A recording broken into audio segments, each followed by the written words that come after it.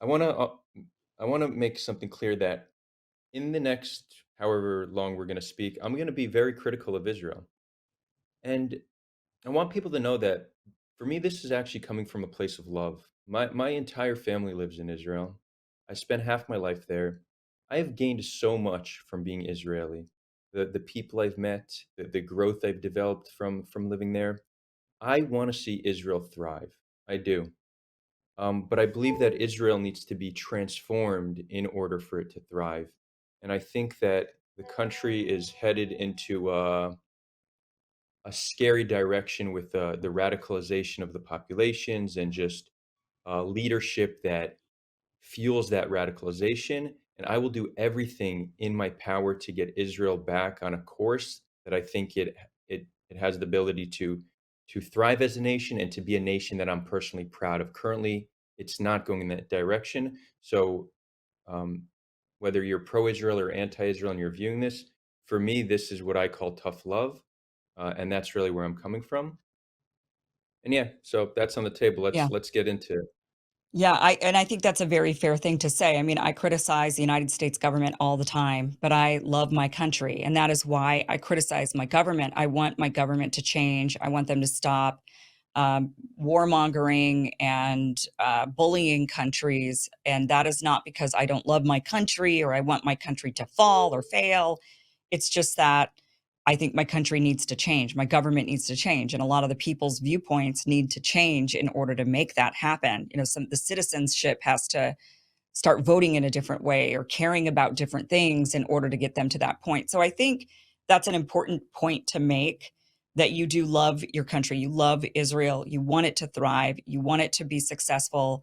You just know that it needs to change. It's not on the right path. And I think that is obvious to everybody around the world. I don't know how, and I want to get into this, the sentiment inside of Israel. But certainly the rest of the world is looking and saying, well, that country's got to change if it's going to get any support from the international community. I mean, it's continually losing it. So the world is going to view it as a pariah nation and a bad nation and force it to change in, I think, ways that might be harsh in the future. Who knows, you know, whether it be sanctions or whether it be actual warfare. And Right. ideally, we prevent that, right? Ideally, Israel makes a change without having to go in that direction, without having it be forced. What is the sentiment? One of the things that we recently saw that was shocking and horrifying was that after the report came out of a very brutal rape at Detention Detention Center, um, the some IDF soldiers were rounded up for questioning. They were detained, and there were protests and people trying to get them out, or they were protesting the fact that they were in. They didn't like this. We saw then the Knesset actually asking the question of um, whether or not there's if rape was legitimate. I mean, to use on these detainees. Are we misinterpreting that? It looked like the Israeli society was very much against the fact that these IDF soldiers were going to be held responsible for their war crimes. They instead seemed to feel like, whatever, it doesn't matter. This is Hamas. These are not human, so we could do whatever we want to them. Yeah, so that was very troubling to see, right? That a report comes out about horrific crimes being committed in an Israeli detention facility that holds Palestinians, and then to have certain segment of the population raid the courthouse and a military base in support of the soldiers. Now, important to note that this is certainly not the majority. The majority of the country, I imagine there will be a poll coming out because it's relevant, but the majority, I'm almost certain the majority of the country in whatever poll we're going to see come out will say they support trying those who commit crimes, even if it's against terrorists. Now, the way it's perceived in many circles within Israel is there's no question that whoever's there is a terrorist who was involved in October 7th. They're not, they are unaware that a lot of people there have not been charged with a crime and very well may be innocent. They think if you're in that prison, you were involved in October 7th. So their conclusion is, right? It's not that we want them to be raped or abused, it's that it is not worth our effort. Our soldiers are holy, they're heroes. We will not charge our soldiers for doing horrific things to terrorists. I care so much more about our soldiers than I care about terrorists. I'm not going to lift a finger to do anything about it. So that's where it came from. It's not so much protesting for the right to rape, it's protesting against lifting a finger against soldiers um, because of their actions.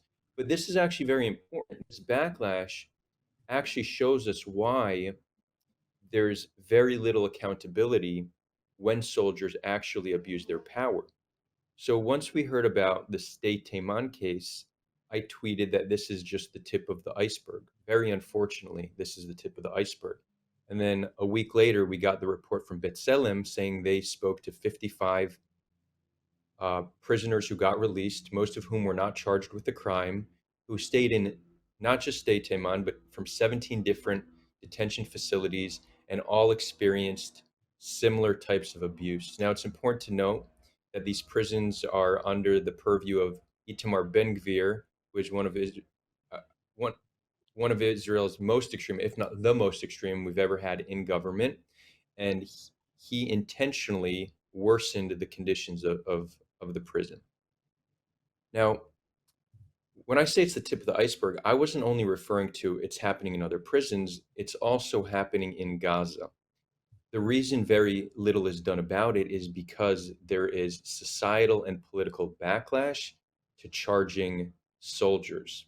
So it's not like you can just hold them accountable and nothing will happen. If a commander, an officer, or someone from government wants to hold a soldier accountable, there's backlash. So it creates a, a toxic dynamic, even where soldiers, many of them, are running rampant with zero accountability.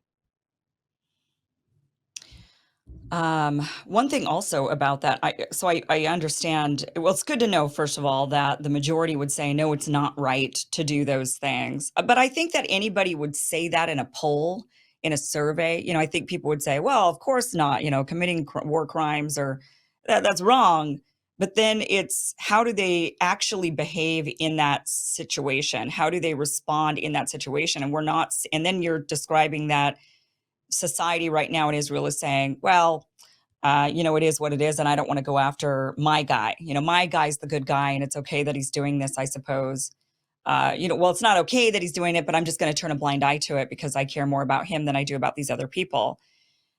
So I think that is when it's one thing to say something, but we find out the actual true feeling of a person when it comes down to behavior, and the behavior is not to go after these soldiers who are committing war crimes, and that's obviously extremely disturbing and obviously needs to stop. But one thing to point out, just like you mentioned, that people kind of assume that these people are all guilty. Clearly, if these 55 detainees were released and able to give an interview to Bet Salam, then they were innocent. The IDF, there's no way that the military would release these guys if they were Hamas. They wouldn't, and if they were involved in October 7th, they wouldn't be out to tell their story. So the fact they could tell their Right, story and talk about the abuses shows that they were just that they were innocent, right. and that many people are being released all the time. That's because they're innocent, and they then had to endure all of these different, I mean, atrocious war crimes. When you talk, what is so in Israel? What are, because I know you've been there. You're back and forth between the States and Israel, from what I understand, but you've spent quite a bit of time there since October 7th. Um, is this making the news at all in Israel? Yeah, I mean, this has been what's happened in Sde Teman has now dominated the news cycle for the past week or so. This and the retaliatory strike that we're expecting from Iran and Hezbollah. But yeah, there was yesterday a video released of they're showing that the guards are covering up with like shields and a blanket and doing something to a prisoner. Um, now the it seems like what they're doing is raping, and I don't know if it's raping in the sexual sense. It seems to be with, like, some kind of an Batons object. and Now yeah. the counterclaim is that this person hid a phone in the rectum or a weapon in the rectum, and that was them getting it out. And it's great that that's being investigated, and hopefully we get to the bottom of this. But if it was an isolated this isn't an isolated incident. We've seen there's abuses from sleep deprivation to psychological abuse to horrific living conditions in the 17 detention centers that are currently holding Palestinian prisoners. So that I don't want to focus on that instance alone. I want to focus on a just a broader problem we're seeing, and maybe just to back up a moment, like how did we get here? People are not born hating, you know. I have this conversation with Israelis and Palestinians all the time. People are not born hating. It is our conditions that make us who we are. A Palestinian child has nothing against Israelis, and an Israeli child has nothing against Palestinians. But war and conflict brutalize us. It traumatizes us, it radicalizes us. So we've been seeing the trajectory of Israel really become more extreme the past few decades. And then after like the after October 7th, just the horrors that Israel's faced, the amount of trauma that caused the Israeli population, it really was like pouring gasoline on the fire, which was the extremism within Israeli society. And we've seen just a new level of radicalization, which we've never seen. Israelis have been brutalized and radicalized by this conflict. I do want to give this important context as to how, uh, you know, a pure innocent child can grow up hating another people. It's their experience. Now, while this is important context to understand, this does not justify actions. But if we can understand how people become the way they are, it can help us find solutions. And this is equally relevant to the Palestinian side. People say, how can they commit such a massacre on October 7th and cheer it in the streets? Well, that's a result of 100 years of conflict, and of the conditions in Gaza and what they experience. That's how we get here. So we need to change these conditions on both sides to create populations that are oriented towards peace, that are interested in peace with the other side. It seems that the idea of getting to that peaceful point has become more sparse in Israeli society since October 7th, and I could understand, definitely. And look, I mean, I don't know if you were here in the United States after September 11th, but I certainly was, and it was, everybody was angry, everybody was mad, everybody was ready for war. I mean, it was people who are typically peaceful, loving people were suddenly ready for war.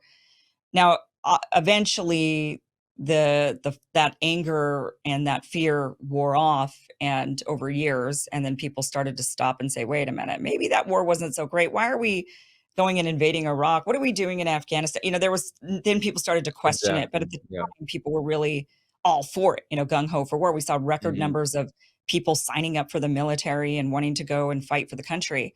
So I could understand right now that anger inside of Israeli society. I could understand after October 7th for sure. And that was a much worse attack than 9/11 from my viewpoint. 9/11 was horrific. Airplanes flying into buildings, people being killed, people having to jump out of the buildings, they were and falling from the buildings. I mean, it was horrific. But I think what happened on October 7th was much more terrifying. I mean, if I had to choose my death, right? I mean, I guess it would be. I mean, it's a terrible thing to have to decide, right? But I mean, which one's more Right. terrifying to me? To me, October 7th was more terrifying. So I can understand the anger that rises up from that, but we're seeing fewer and fewer people want. So maybe it'll calm down, I guess is my point. Like maybe right now people are just saying things because they're mad and they're scared. Yeah, yeah. I mean, we've already seen a shift. At the beginning of the war, people also don't like when it's called a war, but call it a war or operation in Gaza, whatever you want to refer to it as. The majority of Israelis, their highest priority was to defeat Hamas. Now, if you look at the polling, the primary objective is to get the hostages back, even if Yeah. that means keeping Hamas in power. I think Israelis have kind of come to terms with the fact that Hamas will likely not be defeated, and we need to, you know, for now accept that. Let's at least get the hostages home. Let's de-escalate in the north. Let's let citizens who are currently evacuated from their homes in the north return. We're very unfortunately at the brink of a great regional escalation, which wouldn't be good for anybody but the extremists amongst us. Yeah. And we need to find a way to wind this down sooner rather than later. So yeah, we're seeing a shift. We're seeing some of the anger subsiding, but it will require bold moves and strong leadership on both sides. As long as the people don't believe that peace is possible, we fall into despair. We need to Mhm. inspire hope in our populations. This was a poll from a few years ago. I actually imagine the numbers are worse now, but it was something like 73 or 4% of Israelis think that peace won't be achieved within the next 100 years, and amongst Palestinians it was 92%. Okay, well, when you don't believe peace is possible, are you going to Right. take any steps to bring us closer to that reality? So we need to inspire hope in the people. We need to work on the reconciliation process, and really starting to bridge this divide that has you know, caused all too much suffering for both their people, and has seen, just needless bloodshed that very sadly continues till today. Hey guys, this was just a clip of a longer show. Catch the full show by going to KimIversonShow.com. It is free. It airs Monday through Friday, 5 p.m. Pacific, 8 p.m. Eastern. You could go back now and watch this full interview. I highly recommend it. Again, go to KimIversonShow.com. Thank you so much for watching.